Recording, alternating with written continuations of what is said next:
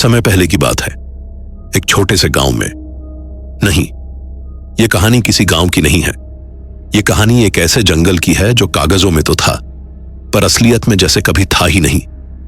और जो कहानी मैं आपको सुनाने जा रहा हूं, वो सिर्फ एक कहानी नहीं, बल्कि एक ऐसी सच्चाई है जिसे पुलिस की फाइलों में दबा दिया गया। क्यों दबाया गया, ये आप खुद जान जाएंगे। अगर आप इस चैनल पर नए हैं तो इसे सब्सक्राइब कर लें, ताकि ऐसी कहानियां आपसे छूटे नहीं। और हां, कहानी खत्म होने पर मुझे जरूर बताइएगा कि कैसी लगी और आप इसे किस शहर से देख रहे हैं। अपना नाम भी लिखिएगा ताकि मुझे पता चले कि मेरी कहानियां कहां कहां तक पहुंच रही हैं। तो चलिए शुरू करते हैं। भुवनेश्वर पुलिस मुख्यालय। तारीख थी 15 अक्टूबर। इंस्पेक्टर राघव सिंह अपने केबिन में बैठे हुए थे, चाय की चुस्कियां लेते हुए। उनके सामने की मेज पर फाइलों का अंबार लगा हुआ था। कुछ हत्या की केस फाइलें थीं, कुछ चोरी की और कुछ गुमशुदगी की। राघव एक अनुभवी अफसर थे। पिछले 12 साल से वो इसी विभाग में थे। उन्होंने ना जाने कितने मुश्किल केस सुलझाए थे, पर जो केस उनके हाथ में आने वाला था वो कुछ अलग ही था। दरवाजे पर दस्तक हुई। राघव ने नजर उठाई तो देखा उनके senior officer DSP Mishra ji खड़े थे। हाथ में एक पुरानी धूल भरी फाइल थी। फाइल का रंग उड़ा हुआ था और किनारे मुड़े हुए थे। ऐसा लग रहा था जैसे इसे कई सालों से किसी अलमारी के सबसे नीचे वाले खाने में दबाकर रखा गया हो। आइए सर, राघव ने कुर्सी से उठते हुए कहा। मिश्रा जी अंदर आए और बिना कुछ बोले वो फाइल राघव की मेज पर रख दी। उनके चेहरे पर एक अजीब सी गंभीरता थी जो राघव ने पहले कभी नहीं देखी थी। केस नंबर 17, मिश्रा जी ने धीरे से कहा। यह फाइल तुम्हें दोबारा खोलनी है। राघव ने फाइल की तरफ देखा। उस पर लिखा था, केस नंबर 17, कुराल वन गुमशुदगी, बंद। सर, यह तो बंद केस है, इसे दोबारा क्यों खोलना है? राघव ने पूछा। मिश्रा जी ने एक लंबी सांस ली। वो खिड़की की तरफ देखने लगे, जैसे कुछ सोच रहे हों। फिर बोले, राघव, यह केस 7 साल पुराना है। ओडिशा और छत्तीसगढ़ की सीमा पर एक जंगल है, कुराल वन। सन 2017 में हमारे 3 पुलिस वाले वहां गश्त के दौरान गायब हो गए थे। 1 हफ्ते तक खोजबीन की गई, कुछ नहीं मिला। फिर केस बंद कर दिया गया। राघव ने फाइल खोली। पहले पन्ने पर 3 पुलिस वालों की तस्वीरें चिपकी हुई थीं। कांस्टेबल अजय पाटिल, कांस्टेबल सुनील महतो और सब इंस्पेक्टर विनोद कुमार। तीनों की उम्र 30 से 35 के बीच रही होगी। साधारण चेहरे, साधारण आदमी। पर जो उनके साथ हुआ वो बिल्कुल भी साधारण नहीं था। राघव पन्ने पलटने लगे। रिपोर्ट बिल्कुल सीधी सादी थी। लिखा था, दिनांक 12 अगस्त 2017 को तीनों अफसर नियमित गश्त के लिए कुराल वन में गए। शाम 6 बजे तक उनका कोई संपर्क नहीं हुआ। खोज अभियान चलाया गया, कोई सुराग नहीं मिला। केस बंद। बस इतना ही, कुछ खास नहीं। ना कोई सुराग, ना कोई गवाह, ना कोई लाश। बस 3 आदमी हवा में गायब हो गए और फाइल बंद हो गई। राघव को कुछ अजीब लगा। सर, इसमें तो कुछ खास नहीं है, सिर्फ गुमशुदगी की रिपोर्ट है। फिर इसे दोबारा क्यों खोलना है? मिश्रा जी ने राघव की तरफ देखा। उनकी आंखों में एक अजीब सी बेचैनी थी। आखिरी पन्ना देखो, उन्होंने धीरे से कहा। राघव ने फाइल के आखिरी पन्ने तक पलटा। वहां कुछ नहीं था, बस एक खाली पेज। पर जब उन्होंने गौर से देखा तो पन्ने के नीचे कोने में किसी ने हाथ से कुछ लिखा हुआ था। स्याही धुंधली पड़ चुकी थी, पर अक्षर साफ पढ़े जा सकते थे। आवाजें अब भी आती हैं। राघव ने वो लाइन 2 बार पढ़ी। उनकी रीढ़ में एक अजीब सी सिहरन दौड़ गई। यह किसने लिखा है सर? मिश्रा जी ने जवाब नहीं दिया। वो बस चुपचाप खड़े रहे। केबिन में सन्नाटा छा गया। बाहर से गाड़ियों की आवाजें आ रही थीं, पर अंदर बस छत के पंखे की धीमी घरघराहट ही सुनाई दे रही थी। राघव ने फिर पूछा, सर, ये आवाजें किसकी आवाजें? यही तो तुम्हें पता लगाना है, मिश्रा जी ने कहा। पिछले हफ्ते एक चिट्ठी आई थी। किसी गुमनाम शख्स ने लिखा है कि कुराल वन में अब भी कुछ होता है। रात को आवाजें आती हैं, पुलिस की वर्दी पहने हुए लोग दिखते हैं। राघव को यकीन नहीं हो रहा था। सर, यह तो अंधविश्वास लगता है, कोई मजाक होगा। मजाक नहीं है राघव, मिश्रा जी ने सख्त आवाज में कहा। उस इलाके के लोग डरे हुए हैं। कुछ लोगों ने कहा है कि वो तीनों पुलिस वाले अब भी जंगल में घूमते हैं। रात को उनकी आवाजें सुनाई देती हैं, वॉकी टॉकी की आवाज, मदद की पुकार। राघव ने फाइल बंद कर दी। उन्हें लग रहा था कि यह सब बकवास है, पर मिश्रा जी के चेहरे पर जो गंभीरता थी वो कुछ और ही कह रही थी। तुम्हें कल सुबह निकलना है, मिश्रा जी ने कहा। कुराल वन जाना है, वहां के आदिवासी इलाकों में पूछताछ करनी है। और हां, मिश्रा जी ने रुककर राघव की तरफ देखा, अकेले मत जाना, किसी को साथ ले जाना। राघव को लगा कि मिश्रा जी कुछ छुपा रहे हैं। सर, आप कुछ और भी जानते हैं, है ना? मिश्रा जी ने जवाब नहीं दिया। वो बस केबिन से बाहर चले गए। राघव अकेले रह गए, हाथ में वो बंद फाइल लिए हुए। रात हो चुकी थी। राघव अपने घर पहुंच गए थे, पर उनका मन अभी भी उस फाइल में उलझा हुआ था। उन्होंने फाइल को फिर से खोला, हर पन्ने को गौर से पढ़ा। कुछ खास नहीं था, बस एक साधारण गुमशुदगी की रिपोर्ट। पर वो आखिरी लाइन, आवाजें अब भी आती हैं। किसकी आवाजें? और अगर वो तीनों मर चुके हैं तो आवाजें कैसे आ सकती हैं? और सबसे बड़ी बात, केस बंद होने के बाद भी जंगल जिंदा कैसे है? राघव ने फाइल बंद करके टेबल पर रख दी। उन्होंने लाइट बुझाई और बिस्तर पर लेट गए। पर नींद कहां आनी थी? उनके दिमाग में सिर्फ एक ही सवाल घूम रहा था, कहीं वो जंगल सच में कुछ छुपा रहा है तो क्या? बाहर हवा चल रही थी, पेड़ों की पत्तियां सरसरा रही थीं, पर राघव को लग रहा था जैसे कोई फुसफुसा रहा है, कोई बहुत दूर से बुला रहा है। राघव। उन्होंने झटके से आंखें खोली। कमरे में कोई नहीं था, बस खिड़की से आती हवा और पर्दों की हल्की सी आवाज।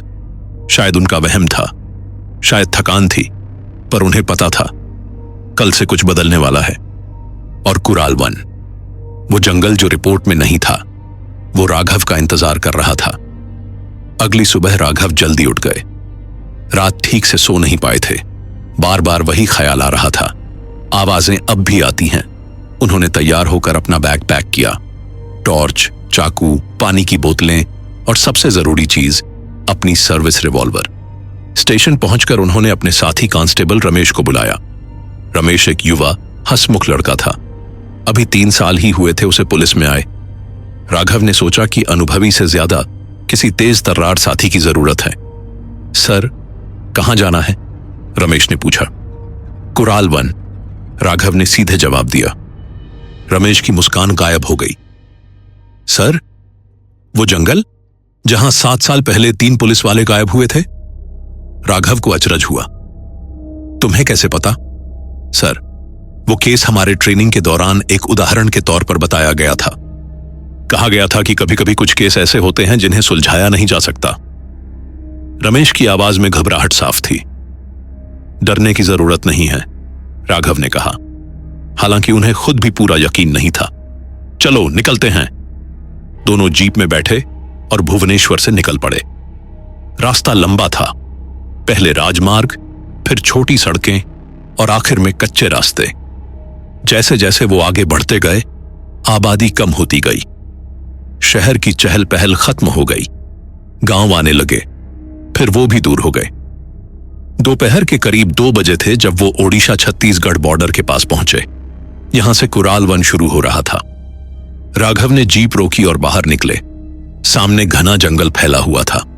पेड़ इतने घने थे कि सूरज की रोशनी भी मुश्किल से अंदर जा पा रही थी। रमेश ने जीप से उतरकर चारों तरफ देखा। सर, यहां तो बहुत सुनसान है। राघव ने मोबाइल निकालकर देखा।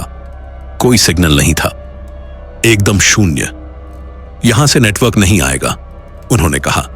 जो भी करना है अपने दम पर करना होगा। दोनों जंगल की तरफ बढ़े।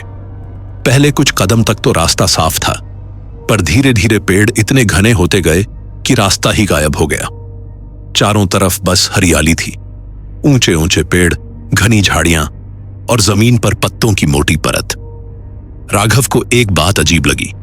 जंगल में आवाज नहीं थी, बिल्कुल नहीं।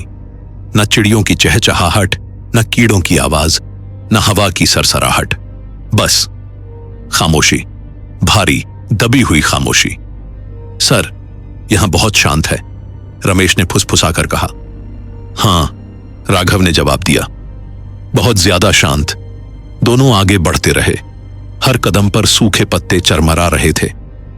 वो आवाज ईशे की इस सन्नाटे में और भी तेज लग रही थी। राघव को लग रहा था जैसे कोई उन्हें सुन रहा है, कोई छिप कर देख रहा है। थोड़ी देर बाद उन्हें एक पगडंडी दिखी, पतली सी, मुश्किल से दिखने वाली।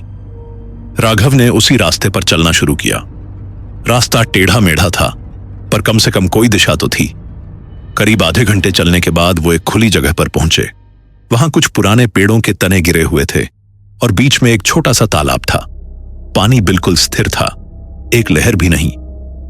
रमेश ने पानी की तरफ देखा। सर, यहां रुक सकते हैं, थोड़ा आराम कर लेते हैं। राघव ने सिर हिलाया। दोनों एक गिरे हुए पेड़ के तने पर बैठ गए। राघव ने अपना बैग खोला और पानी की बोतल निकाली। उन्होंने एक घूंट पिया और चारों तरफ नजर घुमाई। तभी उन्हें कुछ अजीब दिखा। तालाब के दूसरी तरफ पेड़ों के बीच कुछ काला दिख रहा था, जैसे कोई खड़ा हो। राघव ने गौर से देखा। वो एक पेड़ का तना था, पर उसकी शक्ल किसी इंसान जैसी लग रही थी। रमेश, वो देखो, राघव ने इशारा किया। रमेश ने देखा। सर, वो तो पेड़ है। हां, पर देखने में कुछ अजीब लग रहा है। दोनों उठे और उस तरफ चले। जैसे जैसे वो पास पहुंचे, वैसे वैसे राघव का दिल तेज धड़कने लगा। वो पेड़ नहीं था, वो एक जली हुई लकड़ी का खंभा था और उस पर कुछ खरोंचें थीं, गहरी खरोंचें, जैसे किसी ने नाखूनों से खरोंचा हो। राघव ने अपनी उंगलियों से उन खरोंचों को छुआ। वो ताजा नहीं थीं, पुरानी थीं, पर साफ थीं, एकदम साफ। सर, ये क्या है? रमेश की आवाज में डर था। पता नहीं, राघव ने कहा, पर ये यहां पहले से है।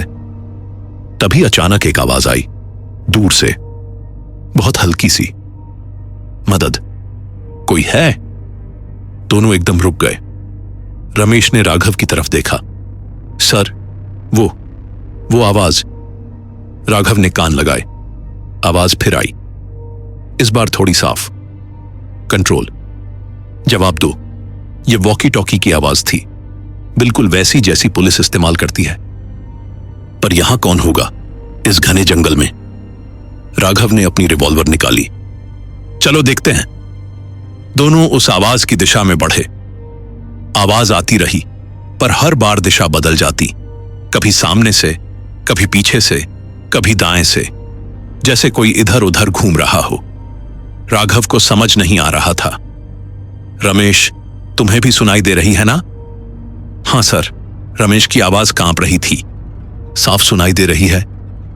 वो करीब 15 मिनट तक उस आवाज के पीछे भटकते रहे, पर कोई दिखा नहीं, ना कोई इंसान, ना कोई जानवर, बस वो आवाज, खाली आवाज। फिर अचानक सब कुछ बंद हो गया। आवाज गायब हो गई। फिर वही सन्नाटा, भारी दबा हुआ सन्नाटा। राघव ने चारों तरफ देखा।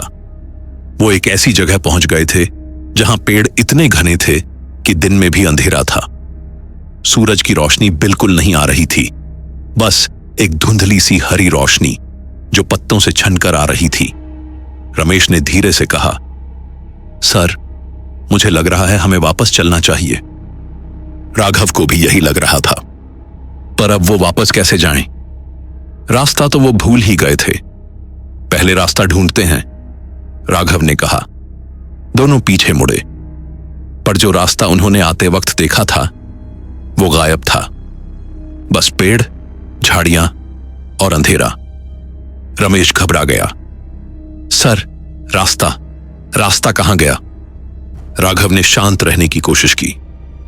घबराओ मत, टॉर्च निकालो। रमेश ने अपने बैग से टॉर्च निकाली और चालू की।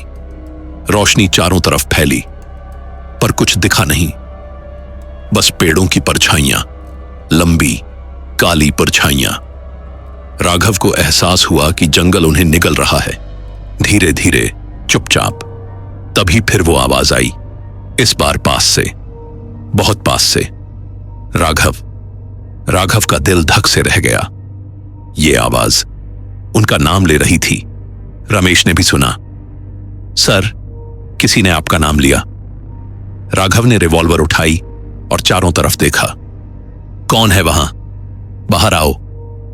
कोई जवाब नहीं आया, बस हवा की एक हल्की सी सरसराहट और फिर सन्नाटा। राघव को समझ आ गया, यह जंगल सामान्य नहीं है, यहां कुछ है, कुछ ऐसा जो दिखता नहीं पर है। चलो, राघव ने रमेश से कहा, किसी भी तरह यहां से निकलना है। दोनों तेजी से चलने लगे, पर जितना वो आगे बढ़ते उतना जंगल और घना होता जा रहा था, जैसे कोई उन्हें गहराई में खींच रहा हो। और तभी दूर से एक और आवाज आई, यहां कोई नहीं आता, यहां सिर्फ लौटते हैं।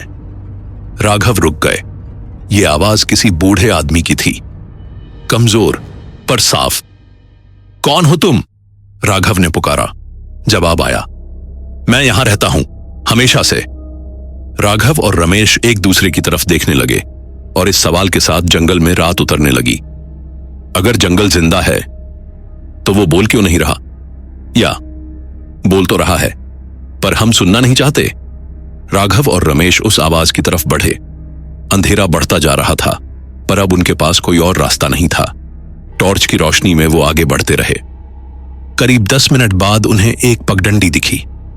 यह रास्ता पहले से साफ था, जैसे कोई इस्तेमाल करता हो। सर, लगता है कोई यहां रहता है, रमेश ने राहत की सांस लेते हुए कहा। राघव चुप रहे। उनका दिमाग अभी भी उस आवाज पर अटका हुआ था। यहां कोई नहीं आता, यहां सिर्फ लौटते हैं। इसका मतलब क्या था? थोड़ी देर बाद उन्हें दूर से धुएं की लकीर दिखी, फिर झोपड़ियों की छतें। वो एक छोटी सी बस्ती थी, करीब 15-20 झोपड़ियां बांस और पत्तों से बनी हुई। बीच में एक छोटा सा चबूतरा था जहां कुछ लोग बैठे हुए थे। राघव और रमेश बस्ती के पास पहुंचे। कुछ बच्चे उन्हें देखकर भागे, औरतें अपने घरों में चली गईं। सिर्फ कुछ मर्द बाहर खड़े रहे, पर उनके चेहरों पर कोई स्वागत के भाव नहीं थे। बस एक अजीब सी चुप्पी थी। एक बूढ़ा आदमी आगे आया।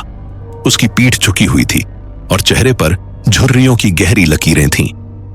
उसने राघव को देखा और धीरे से सिर हिलाया। तुम पुलिस वाले हो? बूढ़े ने पूछा। उसकी आवाज कमजोर थी, पर उसमें एक अजीब सा भार था। हां, राघव ने कहा, मैं इंस्पेक्टर राघव सिंह हूं और ये मेरा साथी रमेश है। हम कुछ पूछताछ के लिए आए हैं। बूढ़े ने आसमान की तरफ देखा। सूरज डूबने वाला था। आकाश में नारंगी और लाल रंग फैल रहा था। अंदर आओ, उसने कहा। जल्दी करो, सूरज ढलने से पहले। राघव को अजीब लगा। सूरज ढलने से पहले क्यों? बूढ़े ने कोई जवाब नहीं दिया। वो बस अपनी झोपड़ी की तरफ चल पड़ा। राघव और रमेश उसके पीछे गए। झोपड़ी के अंदर एक छोटी सी जगह थी। बीच में आग जल रही थी और चारों तरफ कुछ बर्तन और कपड़े रखे हुए थे। बैठो, बूढ़े ने इशारा किया। दोनों बैठ गए। बूढ़े ने एक मटके से पानी निकालकर उन्हें दिया। राघव ने एक घूंट पिया। पानी ठंडा था और उसमें एक अजीब सी मिट्टी की खुशबू थी। तुम्हारा नाम क्या है? राघव ने पूछा। मंगलू, बूढ़े ने कहा। मैं इस कबीले का मुखिया हूं। मेरे पिता भी यहीं थे, उनके पिता भी। हम पीढ़ियों से यहां रहते आ रहे हैं। मंगलू भाई, हम यहां एक पुरानी केस की जांच के लिए आए हैं, राघव ने कहा। 7 साल पहले 3 पुलिस वाले यहां गायब हो गए थे। क्या आपको उनके बारे में कुछ पता है? मंगलू का चेहरा सख्त हो गया। उसने आग की तरफ देखा, जैसे कुछ याद कर रहा हो। फिर धीरे से बोला, हां, मुझे याद है। वो तीनों यहां आए थे। उन्होंने भी वैसे ही सवाल पूछे थे जैसे तुम पूछ रहे हो। और फिर क्या हुआ? रमेश ने पूछा। फिर वो जंगल में चले गए, मंगलू ने कहा। और वापस नहीं आए? राघव ने झुककर पूछा। वो जंगल में क्यों गए थे? मंगलू ने सांस भरी। वो पत्थरों के रास्ते को देखने गए थे। पत्थरों का रास्ता? राघव ने पूछा। वो क्या है? मंगलू ने जवाब देने से पहले बाहर देखा। सूरज लगभग डूब चुका था। बस्ती में सन्नाटा छा गया था। सभी लोग अपने घरों में जा चुके थे। दरवाजे बंद हो चुके थे। तुम्हें यहीं रुकना होगा, मंगलू ने कहा। अब बाहर मत जाना, रात में बाहर मत निकलना, समझे? राघव को उसकी आवाज में डर साफ सुनाई दे रहा था। क्यों? रात में क्या होता है? मंगलू ने आग में एक लकड़ी डाली। चिंगारियां उड़ी और फिर बुझ गईं। रात में जंगल जागता है, उसने धीरे से कहा। रात में वो आते हैं। कौन आता है? रमेश की आवाज कांप रही थी। मंगलू ने उनकी तरफ देखा। उसकी आंखों में एक गहरा डर था। वो तीनों पुलिस वाले। राघव को लगा कि उन्होंने गलत सुना। क्या मतलब? तीनों पुलिस वाले आते हैं? हां, मंगलू ने सिर हिलाया। हर पूर्णिमा की रात वो वापस आते हैं। हम उनकी आवाजें सुनते हैं, उनके कदमों की आहट सुनते हैं, पर उन्हें कोई देख नहीं सकता। रमेश ने राघव की तरफ देखा। उसकी आंखों में सवाल था। राघव ने इशारा किया कि चुप रहो। मंगलू भाई, आप ये क्या कह रहे हैं? राघव ने शांत आवाज में पूछा। मरे हुए लोग वापस कैसे आ सकते हैं? मैं नहीं जानता कि वो मरे हैं या जिंदा, मंगलू ने कहा, पर वो यहां हैं, इस जंगल में हैं, और जो भी रात में बाहर निकलता है वो भी उन्हीं में शामिल हो जाता है। राघव को यह सब बकवास लग रहा था, पर मंगलू का डर असली था। उसकी आवाज, उसकी आंखें, सब कुछ सच बोल रहा था। ठीक है, राघव ने कहा, हम यहीं रुकेंगे, पर सुबह आप हमें वो पत्थरों का रास्ता दिखाएंगे। मंगलू ने कुछ नहीं कहा। वो बस चुपचाप आग की तरफ देखता रहा। बाहर अब पूरी तरह से अंधेरा हो चुका था। बस्ती में एक भी दिया नहीं जल रहा था। सब कुछ काला था, गहरा, भयानक काला। राघव और रमेश झोपड़ी के एक कोने में लेट गए। रमेश ने धीरे से पूछा, सर, आप इस बूढ़े की बातों पर विश्वास करते हैं? नहीं, राघव ने कहा, पर कुछ तो है, कुछ ऐसा जो ये लोग छुपा रहे हैं। रात गहराती गई। राघव को नींद नहीं आ रही थी। वो छत की तरफ देखते रहे। बांस की छत, जिसमें से हवा आ रही थी, ठंडी, नम हवा। उस हवा में एक अजीब सी गंध थी, जैसे कुछ सड़ रहा हो। तभी उन्हें बाहर से एक आवाज सुनाई दी, बहुत धीमी सी, पैरों की आहट। कोई चल रहा था, धीरे धीरे, बस्ती के बीच से। राघव उठे और दरवाजे के पास गए। दरवाजे में छोटे छोटे छेद थे। उन्होंने बाहर देखा। अंधेरे में कुछ साफ नहीं दिख रहा था, पर वो आहट अभी भी आ रही थी। ठप ठप ठप। फिर एक और आवाज आई, वॉकी टॉकी की। कंट्रोल, ये पॉइंट 7, ओवर। राघव का दिल तेज धड़कने लगा। ये वही आवाज थी जो जंगल में सुनी थी। मंगलू अचानक उठ गए। उनकी आंखें खुली हुई थीं, पर उनके चेहरे पर कोई हैरानी नहीं थी, जैसे वो पहले से जानते थे कि ये होगा। वो आ गए। मंगलू ने फुसफुसाकर कहा, आज पूर्णिमा है। राघव ने खिड़की से बाहर देखा। आसमान में चांद निकल आया था, गोल, चमकीला चांद। उसकी रोशनी में बस्ती साफ दिख रही थी, पर कोई नहीं था, बस खाली जगह। फिर भी आहट आ रही थी, कदमों की आहट, और वो आवाज, पॉइंट 7, रिपोर्ट करो। रमेश भी उठ गया। सर, ये क्या हो रहा है? राघव ने कोई जवाब नहीं दिया। वो बस बाहर देखते रहे। और तभी चांद की रोशनी में उन्हें कुछ दिखा। 3 साए, धुंधले, अस्पष्ट साए, वो बस्ती के बीच से गुजर रहे थे, धीरे धीरे, जैसे गश्त लगा रहे हों। राघव ने अपनी सांस रोक ली। वो साए पुलिस की वर्दी में थे, एकदम वैसे जैसे फाइल में तस्वीरें थीं। मंगलू ने पीछे से फुसफुसाया, अब समझे? पूर्णिमा की रात वो वापस आते हैं, हर महीने, हर साल। वो यही हैं, हमेशा के लिए। राघव को समझ नहीं आ रहा था, यह कैसे संभव है? मरे हुए लोग नहीं, शायद वो मरे नहीं हैं, शायद वो कहीं फंसे हुए हैं, किसी और जगह, किसी और दुनिया में। वो तीनों साए धीरे धीरे जंगल की तरफ चले गए। उनकी आहट धीमी होती गई और फिर खत्म हो गई। फिर वही सन्नाटा, भयानक, दबा हुआ सन्नाटा। राघव दरवाजे से हटे और वापस बैठ गए। उनके हाथ कांप रहे थे। उन्होंने जिंदगी में बहुत कुछ देखा था, हत्याएं, अपराध, खून, पर ये कुछ और था। सुबह हम पत्थरों के रास्ते पर जाएंगे, राघव ने मंगलू से कहा। मुझे सब कुछ जानना है, मंगलू ने सिर हिलाया। जाना मत, प्लीज। जो भी उस रास्ते पर गया वो वापस नहीं आया। मुझे जाना होगा, राघव ने कहा। यह मेरा काम है। मंगलू ने गहरी सांस ली। ठीक है, पर याद रखना, वो रास्ता सिर्फ पत्थर नहीं है, वो कब्रें हैं, और जो वहां दफन है वो अब भी जिंदा हैं। राघव के दिमाग में एक ही सवाल घूम रहा था, वापस कैसे? रात बीतने का नाम नहीं ले रही थी। राघव करवटें बदलते रहे, पर नींद कोसों दूर थी। बार बार उनके दिमाग में वो 3 साये घूम रहे थे, पुलिस की वर्दी में, धुंधले, अस्पष्ट, और वो आवाज, कंट्रोल, ये पॉइंट 7। रमेश भी जागा हुआ था। वो चुपचाप लेटा था, पर उसकी आंखें खुली हुई थीं। राघव ने देखा और धीरे से पूछा, डर लग रहा है? रमेश ने सिर हिलाया। हां सर, बहुत ज्यादा। मुझे भी, राघव ने सच बोला। पहली बार उन्होंने अपना डर किसी के सामने स्वीकार किया था। मंगलू आग के पास बैठा था। उसकी आंखें बंद थीं, पर राघव को पता था कि वो सो नहीं रहा, वो जाग रहा है। शायद रात भर जागता है, शायद इस कबीले के सभी लोग रात भर जागते हैं, डर से, उस चीज के डर से जो बाहर घूम रही है। आखिरकार सुबह हुई। धीरे धीरे अंधेरा कम हुआ और पहली किरण झोपड़ी में घुसी। राघव उठे और बाहर निकले। बस्ती में लोग अपने घरों से निकलने लगे थे, पर उनके चेहरों पर कोई खुशी नहीं थी, बस एक थकान थी, जैसे हर रात एक जंग लड़नी पड़ती हो। मंगलू भी बाहर आया। उसने राघव को देखा और धीरे से कहा, अभी भी वक्त है, वापस चले जाओ। नहीं, राघव ने साफ कहा, मुझे वो पत्थरों का रास्ता देखना है, अभी। मंगलू ने हार मान ली। ठीक है, पर मैं तुम्हें सिर्फ रास्ता दिखा सकता हूं, आगे तुम्हें अकेले जाना होगा। मैं उस रास्ते पर कदम नहीं रखता। तीनों जंगल की तरफ चल पड़े। रास्ता अलग था। ये वो रास्ता नहीं था जिससे राघव और रमेश कल आए थे।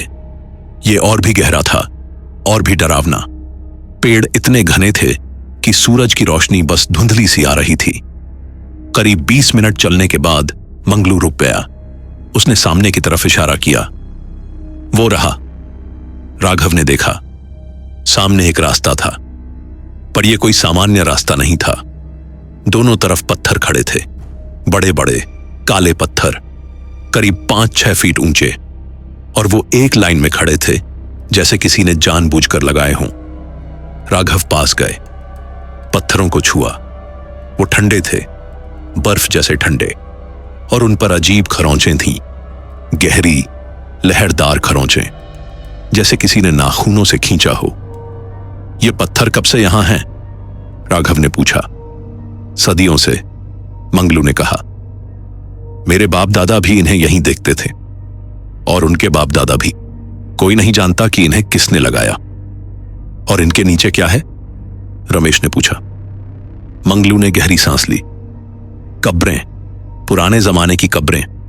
यहां लोगों को जिंदा दफनाया जाता था, किसी गुनाह की सजा के तौर पर। उन्हें गड्ढे में खड़ा करके मिट्टी से दबा दिया जाता था, सिर्फ सिर बाहर रहता था। फिर उनके ऊपर पत्थर खड़ा कर दिया जाता था। वो चीखते रहते थे, रोते रहते थे, पर कोई नहीं आता था। धीरे धीरे वो मर जाते थे, पर उनकी आत्माएं, वो अब भी यहीं हैं। राघव को रीढ़ में सिहरन दौड़ गई। उन्होंने पत्थरों को फिर से देखा। अब उन्हें समझ आया, ये पत्थर नहीं थे, ये निशान थे, दर्द के निशान, पीड़ा के निशान। और वो तीनों पुलिस वाले? राघव ने पूछा। वो यहां क्यों आए थे? वो भी यही जानना चाहते थे, मंगलू ने कहा। उन्होंने इस रास्ते पर चलना शुरू किया, और फिर वो गायब हो गए। पर हर पूर्णिमा की रात वो वापस आते हैं। उनकी आवाजें आती हैं, जैसे वो अब भी ड्यूटी पर हों। राघव ने रिवॉल्वर चेक की। मैं अंदर जा रहा हूं। नहीं, मंगलू ने हाथ पकड़ लिया। मत जाओ। दिन में तो ठीक है, पर शाम ढलने से पहले वापस आ जाना, और रात को कभी मत आना। राघव ने सिर हिलाया। रमेश, तुम यहीं रुको, मैं अकेले जा रहा हूं। नहीं सर, रमेश ने कहा, मैं भी चलूंगा। दोनों उस रास्ते पर चल पड़े। मंगलू वहीं खड़ा रह गया, बस देखता रहा। उसके चेहरे पर एक गहरी उदासी थी, जैसे वो जानता हो कि ये दोनों शायद वापस ना आए। रास्ता लंबा था, दोनों तरफ वो पत्थर खड़े थे। राघव ने गिनती शुरू की। 10, 20, 30, 40 पत्थर, और हर पत्थर के नीचे एक कब्र, एक जिंदा दफनाया गया इंसान। रास्ता चलते चलते अचानक बंद हो गया। सामने एक बड़ा सा पेड़ था। उसकी जड़ें जमीन से बाहर निकली हुई थीं, जैसे कोई राक्षस के पंजे हों, और पेड़ के नीचे एक छोटी सी गुफा थी। राघव ने टॉर्च जलाई और गुफा के अंदर देखा। अंदर अंधेरा था, गहरा, सघन अंधेरा, पर कुछ चमक रहा था, धातु की तरह। वो अंदर गए। टॉर्च की रोशनी में उन्हें 3 चीजें दिखीं। 3 वॉकी टॉकी, पुराने, जंग लगे हुए, और उनके साथ 3 पुलिस की बेल्ट, खून से सने हुए। राघव ने एक वॉकी टॉकी उठाई। उसकी बैटरी तो खत्म हो चुकी थी, पर फिर भी उसमें से एक अजीब सी आवाज आ रही थी, बहुत धीमी, बहुत दूर की। कंट्रोल, जवाब दो, हम फंस गए हैं। राघव का दिल रुक गया। बैटरी खत्म है, फिर आवाज कैसे आ रही है? रमेश ने दूसरी वॉकी टॉकी उठाई। उसमें से भी वही आवाज, मदद चाहिए, कोई है? सर, यह कैसे हो सकता है? रमेश की आवाज कांप रही थी। राघव को समझ नहीं आ रहा था। यह सब विज्ञान के हिसाब से असंभव था, पर हो रहा था, उनके सामने हो रहा था। तभी अचानक तीसरी वॉकी टॉकी में आवाज आई, इस बार साफ, बिल्कुल साफ। इंस्पेक्टर राघव सिंह, तुम यहां क्यों आए? राघव को लगा जैसे बर्फ का पानी उनकी रीढ़ में उतर गया। आवाज ने उनका नाम लिया था, उनका पूरा नाम। कौन हो तुम? राघव ने वॉकी टॉकी में बोला। जवाब आया, हम वो हैं जो यहां फंस गए। हम वो हैं जो अब रास्ता भूल गए। हम वो हैं जो अब सिर्फ आवाज है। रमेश ने राघव का हाथ पकड़ लिया। सर, चलिए यहां से, प्लीज। राघव भी डर गए थे, पर उन्होंने खुद को संभाला। तुम कहां हो? तुम्हारे शरीर कहां हैं? आवाज फिर आई, इस बार तीनों वॉकी टॉकी से एक साथ, एक अजीब सी गूंज के साथ। शरीर, शरीर तो यही है, पत्थरों के नीचे। हमें भी दफना दिया गया, जिंदा। हम चीखते रहे, पर कोई नहीं आया। अब हम सिर्फ आवाजें, बस आवाजें। राघव को समझ आ गया, वो तीनों पुलिस वाले, उन्हें किसी ने यहां लाकर जिंदा दफना दिया था, पत्थरों के बीच में, और अब उनकी आत्माएं यहां फंसी हुई हैं। किसने ऐसा किया? राघव ने पूछा। आवाज धीमी पड़ गई। जंगल ने। ये जंगल, ये जिंदा है, ये सोचता है, ये चुनता है, और जिसे चुन लेता है वो यहीं रह जाता है, हमेशा के लिए। राघव के हाथ से टॉर्च छूट गई। अंधेरे में सिर्फ वॉकी टॉकी की लाल बत्ती टिमटिमा रही थी, और तभी एक आखिरी आवाज आई, धीमी, दर्द भरी।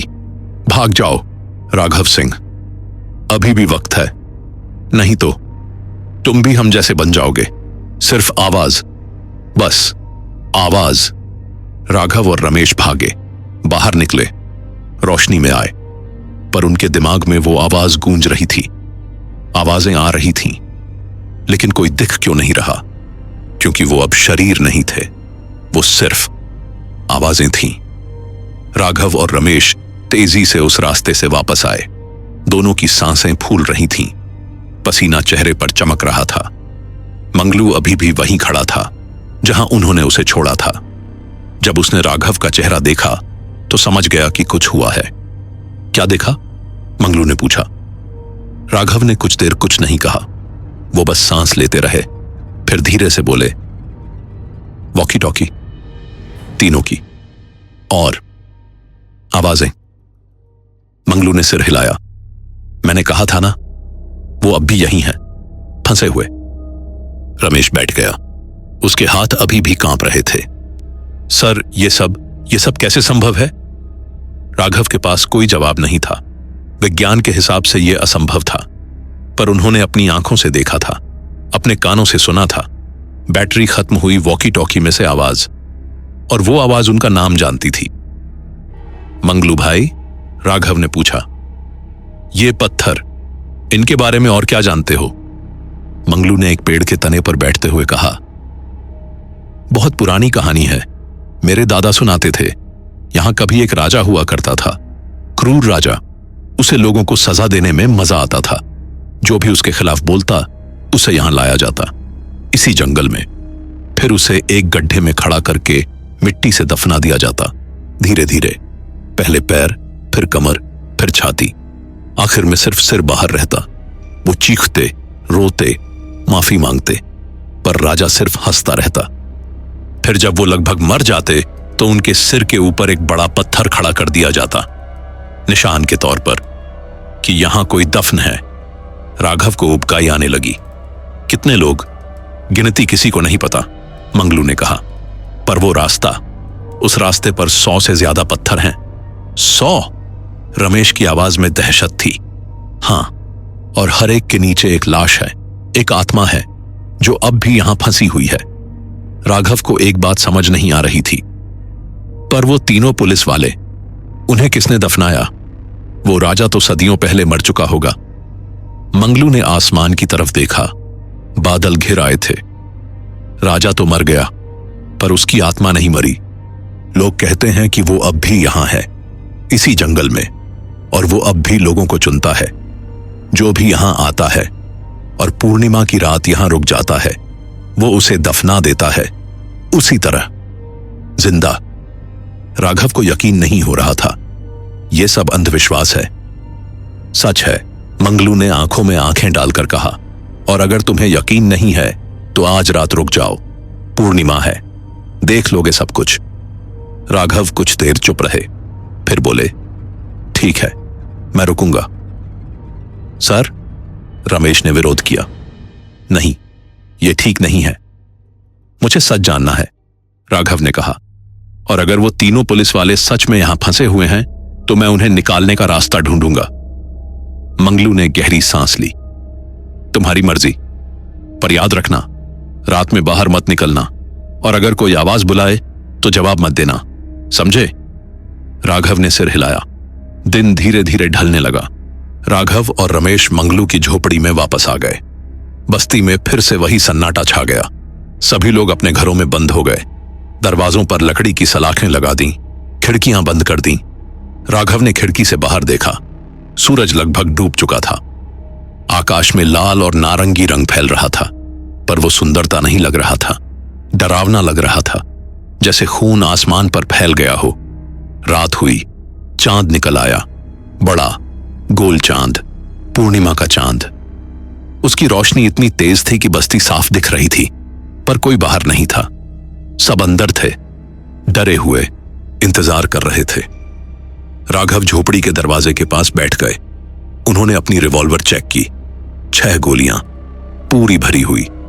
रमेश पीछे बैठा था। उसने अपनी लाठी पकड़ रखी थी। मंगलू आग के पास था, चुपचाप बैठा था, बस इंतजार कर रहा था। करीब 10 बजे होंगे, तभी वो शुरू हुआ।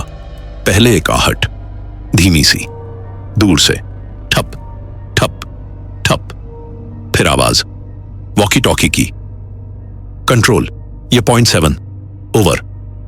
राघव ने दरवाजे की दरार से बाहर देखा।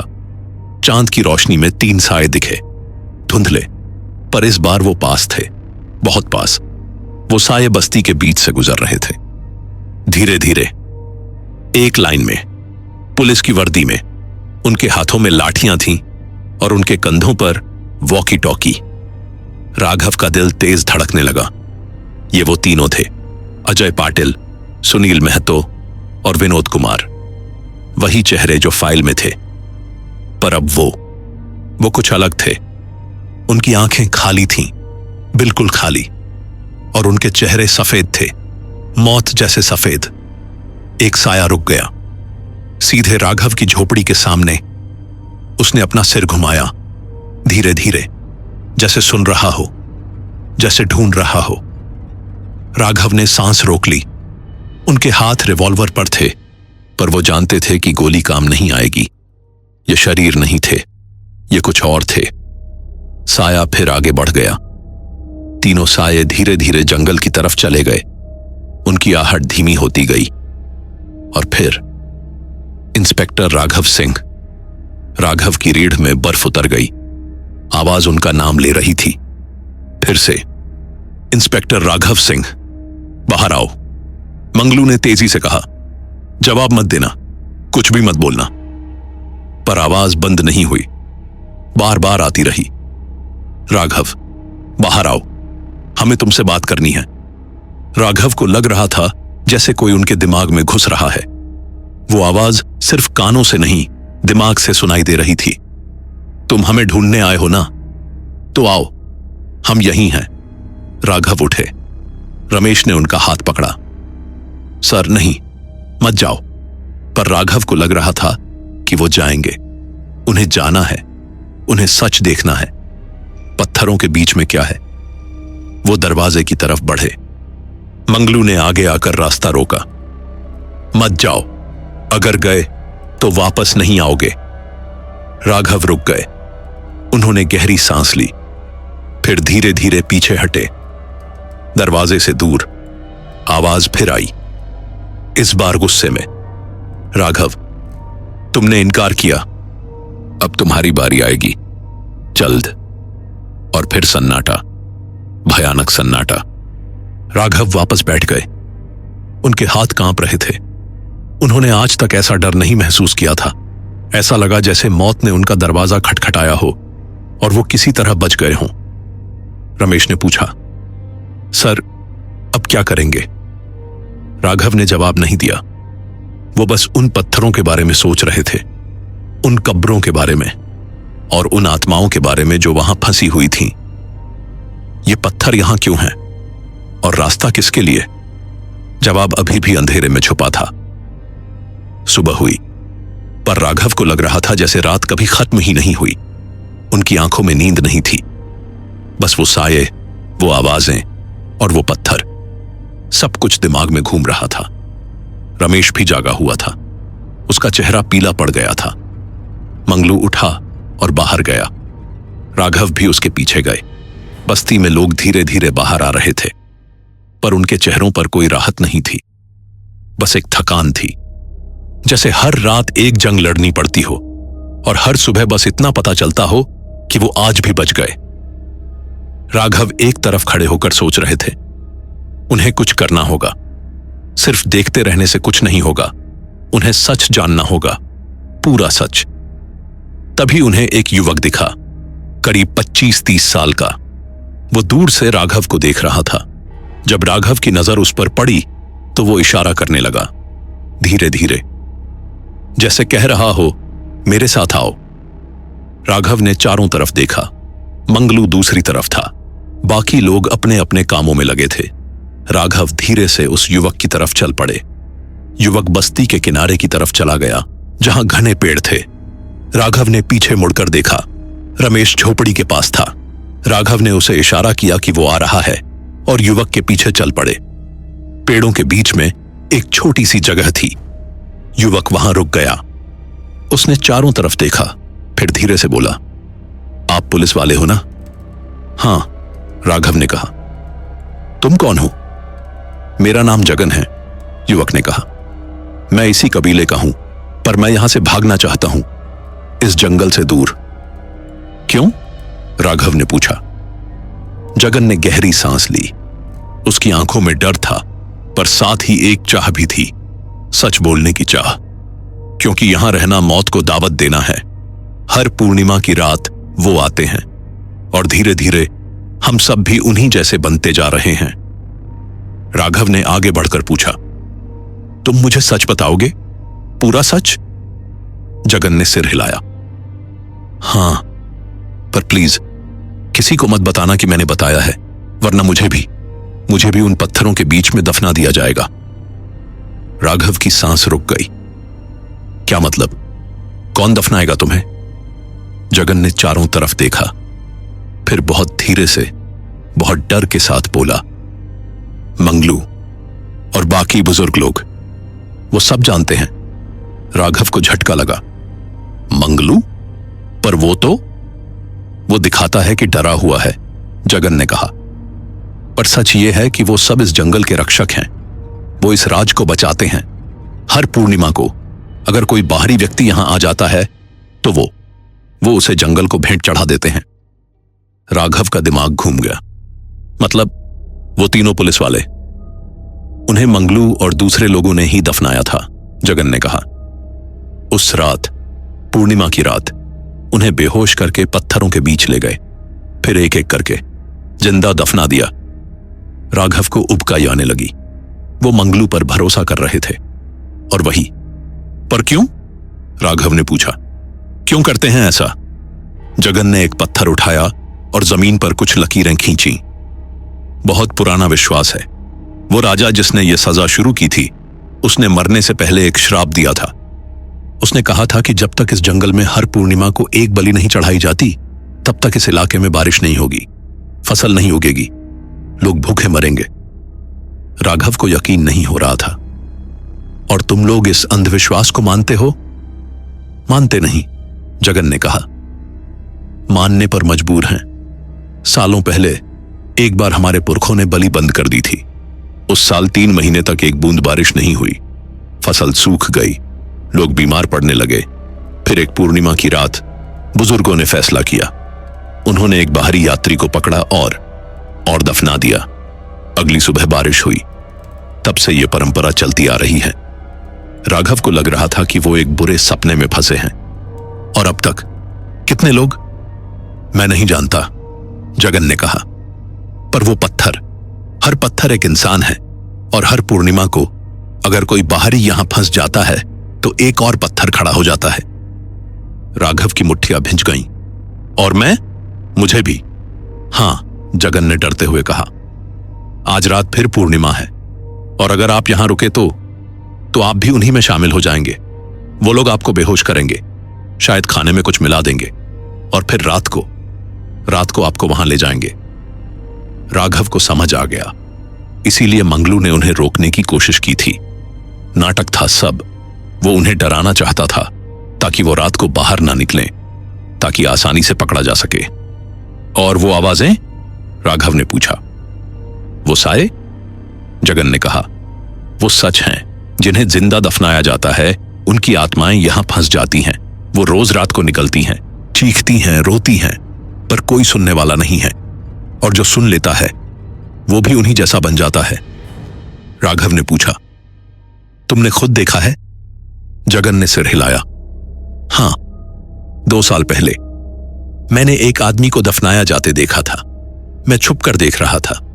मंगलू और 3-4 बुजुर्ग उसे लेकर गए। उस आदमी को होश नहीं था। उन्होंने एक गड्ढा खोदा, फिर उसे खड़ा करके धीरे धीरे मिट्टी से ढकना शुरू किया।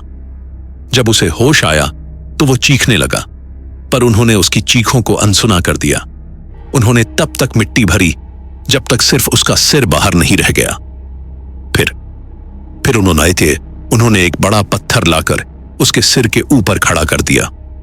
मैंने उस आदमी की आखिरी चीख सुनी थी। वो अब भी मेरे कानों में गूंजती है। राघव को लगा कि उनका दिल फट जाएगा। ये इंसान नहीं थे, ये राक्षस थे, भले दिखने वाले राक्षस। पत्थर के नीचे क्या होता है? राघव ने पूछा। पत्थर भारी होता है, जगन ने कहा। धीरे धीरे उसका वजन सिर पर पड़ता है। कुछ घंटों में खोपड़ी टूट जाती है, पर तब तक वो जीवित रहता है, पूरे समय जीवित, दर्द में। और उसकी आत्मा वहीं फंस जाती है, हमेशा के लिए। राघव को लगा कि वो गिर जाएंगे। उन्होंने एक पेड़ का सहारा लिया, और रात में जो आवाजें आती हैं, जगन ने कहा, वो उन्हीं आत्माओं की हैं। वो अब भी चीख रही हैं, अब भी मदद मांग रही हैं, पर इस जंगल से बाहर कोई उन्हें सुन नहीं सकता।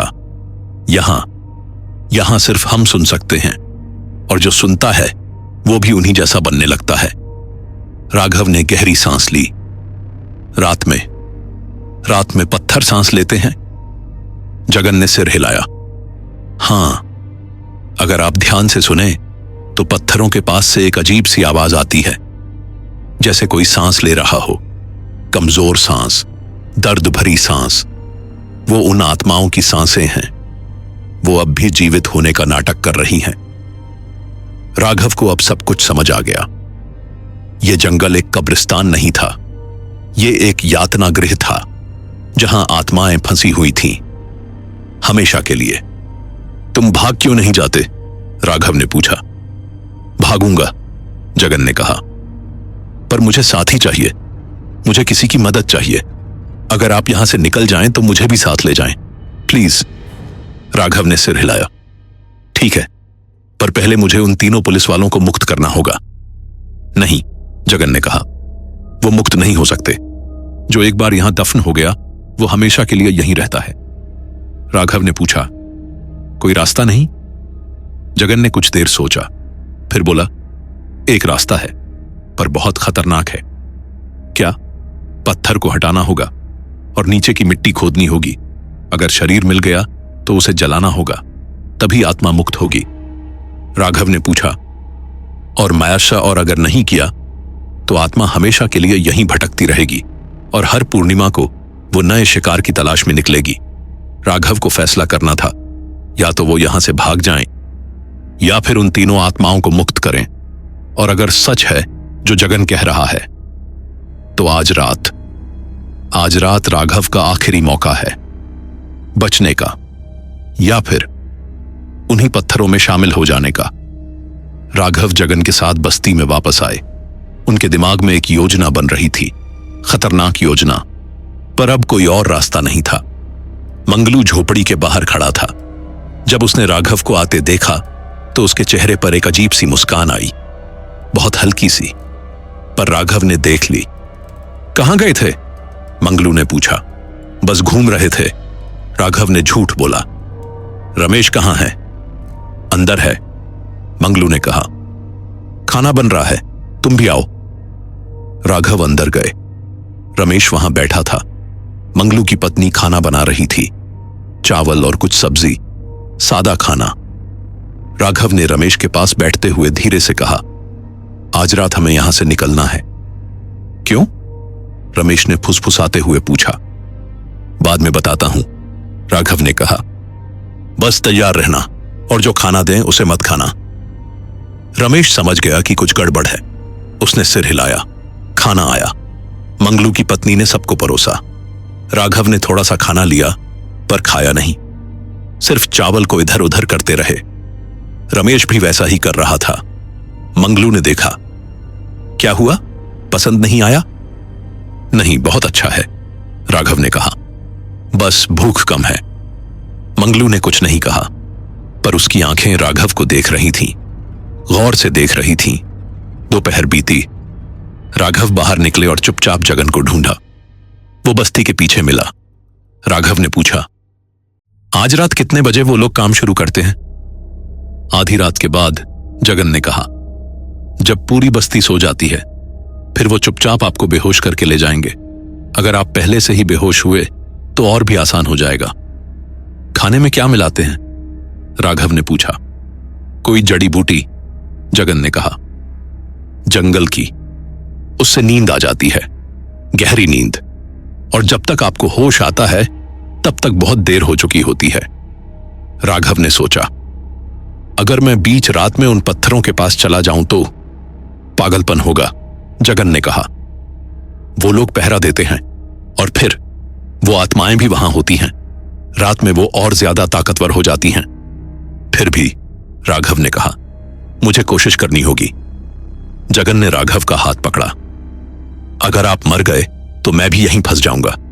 प्लीज, बस आज रात निकल चलें, सुबह पुलिस बुला लेंगे। नहीं, राघव ने कहा, जब तक मैं उन तीनों को मुक्त नहीं करूंगा मेरी आत्मा को चैन नहीं मिलेगी। वो मेरे जैसे पुलिस वाले थे, उनकी जगह मैं हो सकता था। जगन ने हार मान ली। ठीक है, तो फिर मैं भी साथ चलूंगा, कम से कम रास्ता तो दिखा सकता हूं। शाम हुई। सूरज फिर से डूबने लगा। बस्ती में फिर से वही तैयारी शुरू हो गई। दरवाजे बंद होने लगे, लोग अंदर जाने लगे। राघव और रमेश झोपड़ी में बैठे थे। मंगलू आग जला रहा था। उसकी पत्नी बर्तन साफ कर रही थी। मंगलू ने पूछा, आज रात भी तुम यहीं रहोगे? हां, राघव ने कहा। सुबह निकल जाएंगे। मंगलू ने कुछ नहीं कहा, पर राघव ने उसकी आंखों में एक चमक देखी, जीत की चमक, जैसे वो सोच रहा हो, बस थोड़ी देर और। रात हुई। चांद फिर से निकल आया। पूर्णिमा का चांद, पूरा गोल, चमकीला। उसकी रोशनी जंगल पर पड़ रही थी। पेड़ों की परछाइयां लंबी हो रही थीं। राघव ने रमेश को इशारा किया। दोनों लेट गए जैसे सो रहे हों, पर उनकी आंखें खुली थीं। वो इंतजार कर रहे थे। करीब 11 बजे मंगलू भी लेट गया। उसकी पत्नी भी सो गई। झोपड़ी में सन्नाटा था, बस आग की हल्की सी चटकने की आवाज। आधी रात हुई, तभी बाहर से आहट आई, धीमी सी। कोई आ रहा था। राघव ने आंखें बंद कर लीं। रमेश भी चुपचाप लेटा रहा। दरवाजा धीरे से खुला। 2-3 लोग अंदर आए। उनके हाथों में रस्सियां थीं और एक कपड़ा जिसे वो राघव के मुंह पर रखने वाले थे। पर राघव तैयार थे। जैसे ही एक आदमी राघव के पास आया, राघव ने उसका हाथ पकड़ा और एक झटके से उसे नीचे गिरा दिया। रमेश भी उठा और दूसरे आदमी को लाठी से मारा। मंगलू चौंक कर उठा। ये क्या कर रहे हो? राघव ने अपनी रिवॉल्वर निकाली और सीधे मंगलू पर तान दी।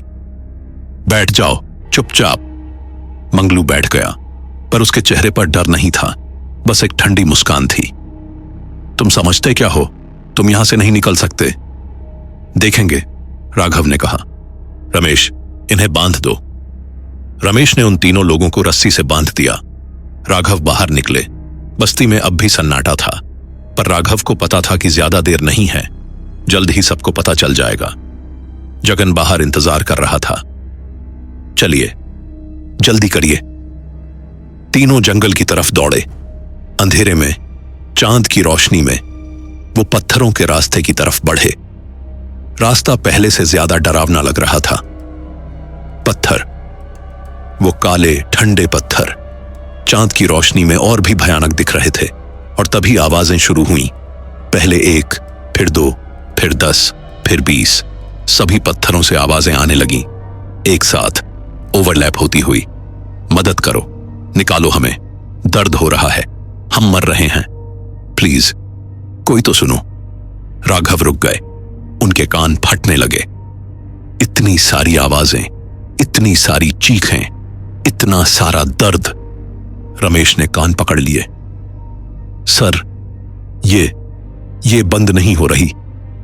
जगन ने कहा, यह हर रात होता है, पर आज पूर्णिमा है, आज ये और ज्यादा तेज हैं। राघव ने खुद को संभाला। वो आगे बढ़े, पत्थरों के बीच से गुजरे। हर पत्थर के पास से गुजरते वक्त आवाज और तेज हो जाती। फिर एक आवाज अलग सुनाई दी, बाकियों से अलग, साफ, इंस्पेक्टर राघव सिंह। राघव रुक गए। ये आवाज वही थी, वॉकी टॉकी वाली। तुम आ गए। राघव ने चारों तरफ देखा। कौन हो तुम? कहां हो? हम यहीं हैं, पत्थरों के नीचे। तुम हमें देख नहीं सकते, पर हम तुम्हें देख सकते हैं। फिर 3 आवाजें एक साथ आईं, तीनों पुलिस वालों की। अजय पाटिल यहां, सुनील महतो यहां, विनोद कुमार यहां। राघव को लगा जैसे उनका दिल बैठ जाएगा। वो तीनों, वो सच में यहीं थे, इन्हीं पत्थरों के नीचे। मैं तुम्हें निकालूंगा, राघव ने जोर से कहा। मैं वादा करता हूं। पर तभी एक और आवाज आई, गहरी, भारी, डरावनी। तुम निकाल नहीं सकते, तुम भी यहीं रहोगे, हमेशा के लिए। और अचानक चांद की रोशनी में राघव ने कुछ देखा। 3 साए नहीं, 20 साए, 30 साए, 50 साए। सभी पत्थरों से साए निकल रहे थे, धुंधले, काले, और सब राघव की तरफ बढ़ रहे थे। राघव ने रिवॉल्वर उठाई, पर वो जानते थे गोली काम नहीं आएगी, क्योंकि जो सामने आ रहा था वो इंसान नहीं था, वो कुछ और था। और अब राघव का नाम भी इन आवाजों में शामिल होने वाला था। राघव पीछे हटे। रमेश और जगन भी उनके साथ थे, पर वो साए, वो बढ़ते जा रहे थे, धीरे धीरे, पर लगातार। तुम भाग नहीं सकते, तुम यहीं रहोगे, हमारे साथ, हमेशा के लिए। राघव ने गोली चलाई। आवाज जंगल में गूंजी, पर साये पर कोई असर नहीं हुआ। गोली उसके आर पार निकल गई, जैसे वो हवा हो। भागो! जगन चीखा, यहां से भागो! तीनों पीछे मुड़े और दौड़ने लगे, पर जंगल अब अलग था। रास्ता गायब हो गया था। चारों तरफ बस पेड़ थे, घने काले पेड़। राघव को समझ आ गया, जंगल उन्हें जाने नहीं देगा। ये जंगल, ये सच में जिंदा है। वो दौड़ते रहे, पर कितनी भी दूर जाते वो साये पीछा नहीं छोड़ रहे थे, और अब आवाजें और तेज हो रही थीं। तभी राघव के दिमाग में कुछ आया। वो रुक गए। सर, क्या कर रहे हैं? रमेश ने पूछा। भागिए। नहीं, राघव ने कहा, भागने से कुछ नहीं होगा, हमें लड़ना होगा। कैसे? जगन ने पूछा। इनसे कैसे लड़ेंगे? राघव ने गहरी सांस ली। उन्होंने अपनी आंखें बंद की, फिर धीरे से बोले, मैं इंस्पेक्टर राघव सिंह हूं।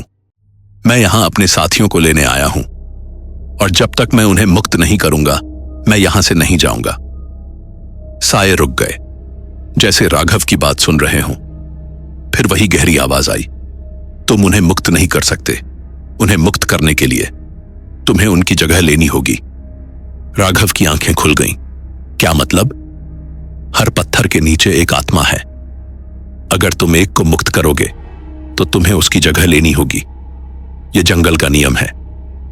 एक आत्मा आती है, एक जाती है। राघव को समझ आ गया, यह एक जाल था, एक ऐसा जाल जिससे कोई नहीं निकल सकता था। रमेश ने राघव का हाथ पकड़ा। सर, नहीं, आप ऐसा नहीं कर सकते। पर राघव के दिमाग में एक योजना बन रही थी, खतरनाक योजना। पर शायद ये काम कर जाए। अगर मैं तीनों को मुक्त करूं, राघव ने जोर से कहा, तो मुझे 3 बार मरना होगा। नहीं, तुम एक ही बार मर सकते हो, पर अगर तुम चाहो तो तुम तीनों की जगह ले सकते हो। तुम्हारी एक आत्मा 3 आत्माओं के बदले। राघव ने मुस्कुराया, एक कड़वी मुस्कान। और अगर मैं ना मानूं, तो तुम तीनों को यहीं रहना होगा, और धीरे धीरे तुम भी उन्हीं जैसे बन जाओगे। तुम्हारी सोच, तुम्हारी यादें, सब कुछ यहीं छूट जाएगा। तुम सिर्फ एक आवाज बन जाओगे, बस एक आवाज। राघव ने महसूस किया कि कुछ हो रहा है।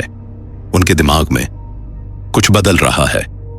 उन्हें अपनी यादें धुंधली लगने लगीं। अपना घर, अपना परिवार, सब कुछ दूर होता जा रहा था। नहीं, राघव ने खुद को झटका दिया। यह नहीं होगा, मैं नहीं भूलूंगा मैं कौन हूं, मैं ये नहीं भूलूंगा। पर आवाज फिर आई, इस बार और तेज और गहरी। तुम भूल जाओगे, सब भूल जाते हैं।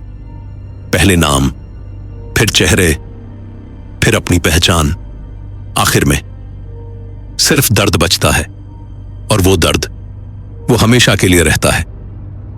राघव को लगा कि उनका दिमाग फटने वाला है। चारों तरफ अंधेरा बढ़ता जा रहा था। सिर्फ पत्थर दिख रहे थे, वो काले ठंडे पत्थर, और उनकी परछाइयां, लंबी डरावनी परछाइयां। रमेश चीखा, सर, आप ठीक हैं?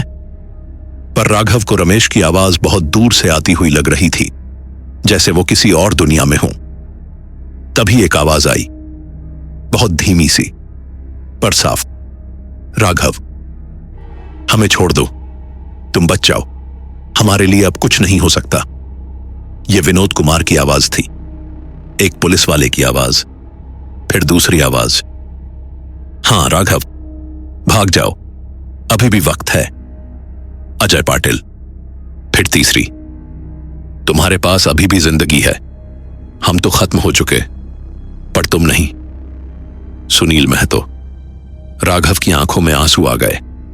वो तीनों, वो अभी भी सोच रहे थे, अभी भी महसूस कर रहे थे, और अभी भी एक पुलिस वाले की तरह सोच रहे थे। अपनी नहीं, दूसरों की चिंता कर रहे थे। नहीं, राघव ने धीरे से कहा, मैं तुम्हें नहीं छोड़ूंगा, तुम मेरे भाई हो। हम सब एक ही वर्दी पहनते हैं, और एक पुलिस वाला दूसरे को कभी नहीं छोड़ता। राघव ने रिवॉल्वर वापस रख दी। उन्होंने जगन की तरफ देखा। मुझे फावड़ा चाहिए और एक मशाल। जगन ने कहा। पर मुझे फावड़ा चाहिए, राघव ने जोर से कहा। जगन भागा। कुछ देर बाद वो एक पुराना फावड़ा और एक लकड़ी की मशाल लेकर आया। राघव ने फावड़ा लिया। वो पहले पत्थर के पास गए। उन्होंने पत्थर को छुआ। वो बर्फ जैसा ठंडा था और उसके अंदर से एक धड़कन आ रही थी, जैसे कोई दिल धड़क रहा हो। राघव ने फावड़ा उठाया और पत्थर के बगल से खोदना शुरू किया।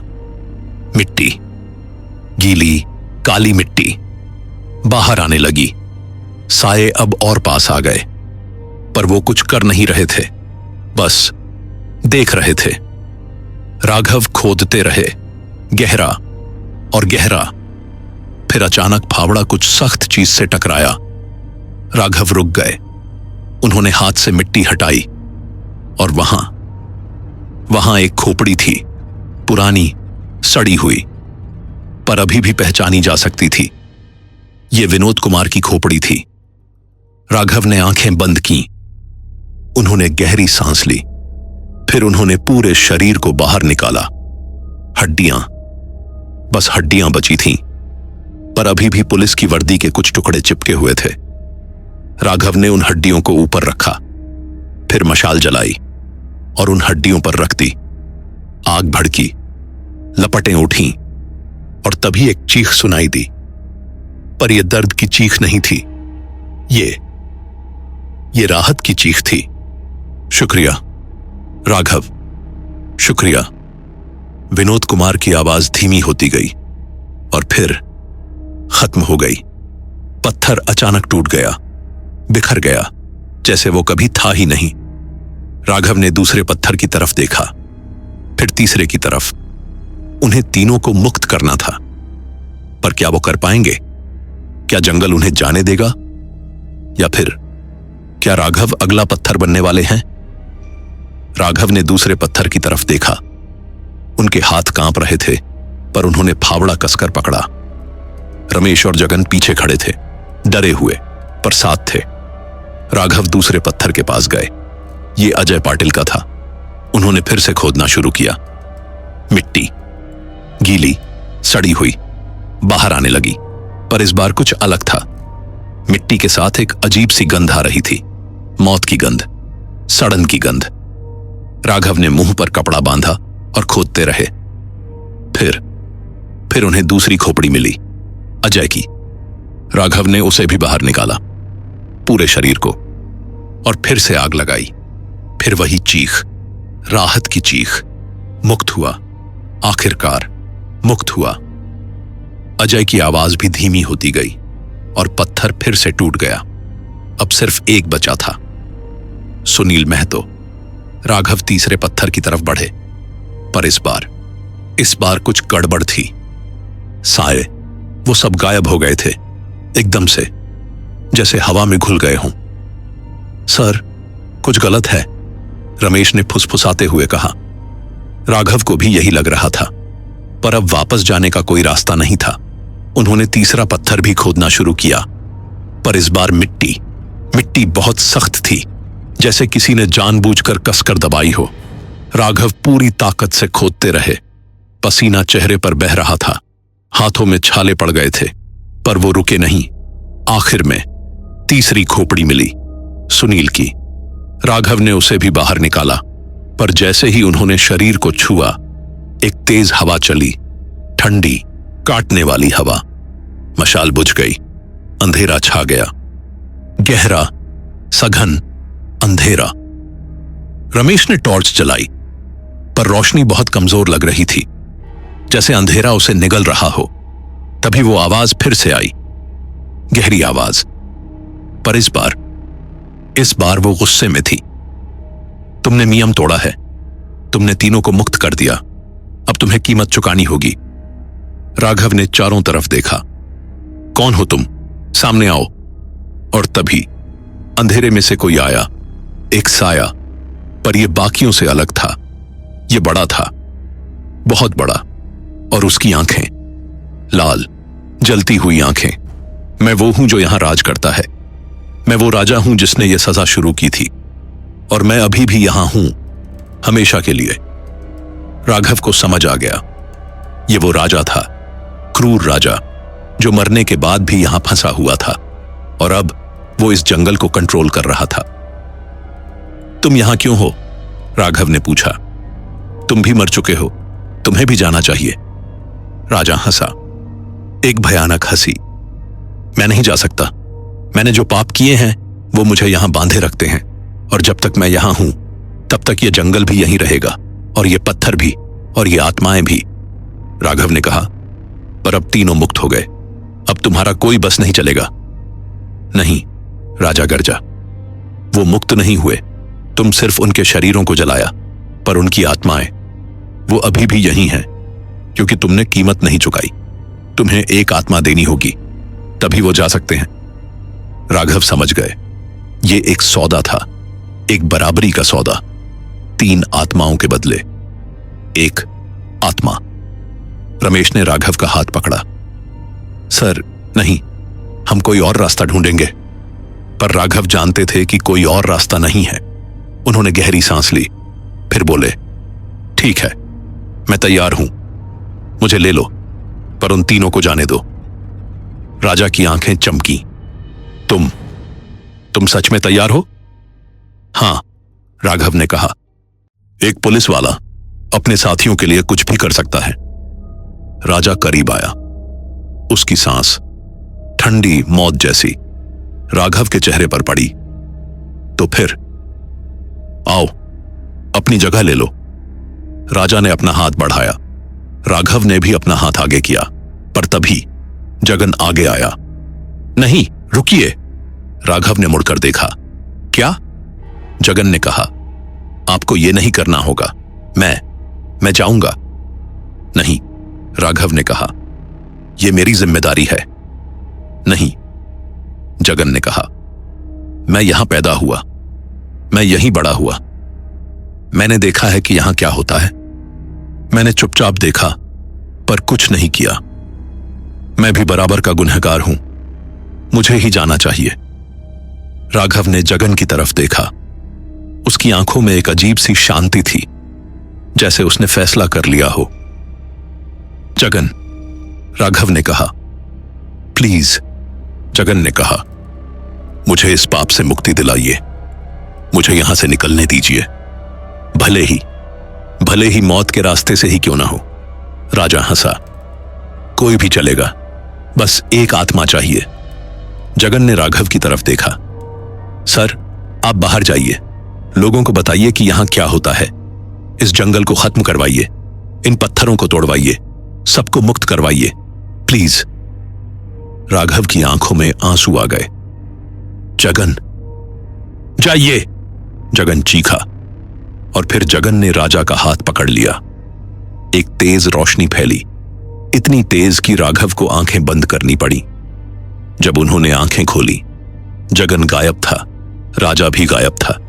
बस एक नया पत्थर खड़ा था, वहीं उसी जगह पर। साथ ही 3 आवाजें आईं, हल्की शांत आवाजें। शुक्रिया राघव, हम मुक्त हैं, आखिरकार हम मुक्त हैं। विनोद, अजय और सुनील की आवाजें। आखिरी बार। फिर सब कुछ शांत हो गया। राघव और रमेश वहीं खड़े रहे, सन्नाटे में, अंधेरे में।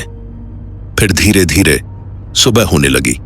पहली किरण निकली, जंगल में रोशनी फैली और राघव को एक रास्ता दिखा। साफ रास्ता, बाहर जाने का रास्ता। चलिए सर, रमेश ने कहा, यहां से निकलते हैं। राघव ने एक आखिरी बार उस नए पत्थर को देखा, जगन का पत्थर। माफ करना, राघव ने धीरे से कहा, मैं तुम्हें नहीं बचा पाया। फिर वो मुड़े और चलने लगे। 3 दिन बाद भुवनेश्वर पुलिस मुख्यालय। राघव अपने केबिन में बैठे थे, सामने फाइल खुली हुई थी। Case number 17। उन्होंने रिपोर्ट लिखी थी, पूरी सच्चाई। पर जब डीएसपी मिश्रा ने पढ़ा तो उन्होंने सिर हिलाया। राघव, ये कोई नहीं मानेगा। आत्माएं, पत्थर, जिंदा दफनाना, सब अंधविश्वास लगेगा। पर सर, यह सच है, राघव ने कहा। मुझे पता है, मिश्रा ने कहा, पर सच को साबित करना मुश्किल है, खासकर जब सच इतना भयानक हो। मिश्रा ने फाइल बंद कर दी। मैं इसे फिर से बंद कर रहा हूं, पर मैं एक टीम भेजूंगा उस जंगल में, उन पत्थरों को हटाने के लिए। राघव ने सिर हिलाया। शुक्रिया सर। उस रात राघव अपने घर में थे, बिस्तर पर लेटे हुए। आंखें बंद थीं, पर नींद नहीं आ रही थी। तभी उन्हें एक आवाज सुनाई दी, बहुत धीमी सी, बहुत दूर से। इंस्पेक्टर राघव सिंह, रिपोर्ट करो। राघव की आंखें खुल गईं, दिल तेज धड़कने लगा। ये आवाज, ये उनकी अपनी आवाज थी। वो उठे और खिड़की से बाहर देखा। सड़क खाली थी, कोई नहीं था, पर फिर भी आवाज आई। इंस्पेक्टर राघव सिंह, रिपोर्ट करो। राघव ने पीछे मुड़कर देखा। कमरे में कोई नहीं था, पर आवाज अंदर से आ रही थी, उनके दिमाग से आ रही थी। राघव को समझ आ गया, जंगल ने उन्हें छोड़ा तो है, पर पूरी तरह से नहीं। उनका एक हिस्सा वहीं रह गया है, उन पत्थरों के बीच। और शायद वो हिस्सा हमेशा वहीं रहेगा। राघव खिड़की के पास खड़े हो गए। चांद को देखा। पूर्णिमा खत्म हो चुकी थी, पर अगली पूर्णिमा फिर आएगी। और तब क्या होगा? अगर वो जिंदा हैं, तो जंगल में बोल कौन रहा है? राघव के होंठों पर एक कड़वी मुस्कान आई। शायद कुछ सवालों के जवाब नहीं मिलते, शायद कुछ आवाजें हमेशा के लिए गूंजती रहती हैं, और शायद कुछ जंगल कभी सोते नहीं। 6 महीने बाद कुराल वन, एक सरकारी टीम पत्थरों को हटाने आई थी, पर जब वो पहुंचे तो पत्थर गायब थे, सारे के सारे, जैसे कभी थे ही नहीं। बस एक खाली रास्ता था, और उस पर ताजे पैरों के निशान, किसी के नहीं। हर पूर्णिमा की रात स्थानीय लोग अब भी आवाजें सुनते हैं, पर अब वो सिर्फ 3 नहीं हैं, अब वो 4 हैं, और कभी कभी 5। जंगल बढ़ता जा रहा है, धीरे धीरे, चुपचाप, और इंतजार कर रहा है अगली पूर्णिमा का, अगले शिकार का, अगले शिकार का, अगले शिकार का।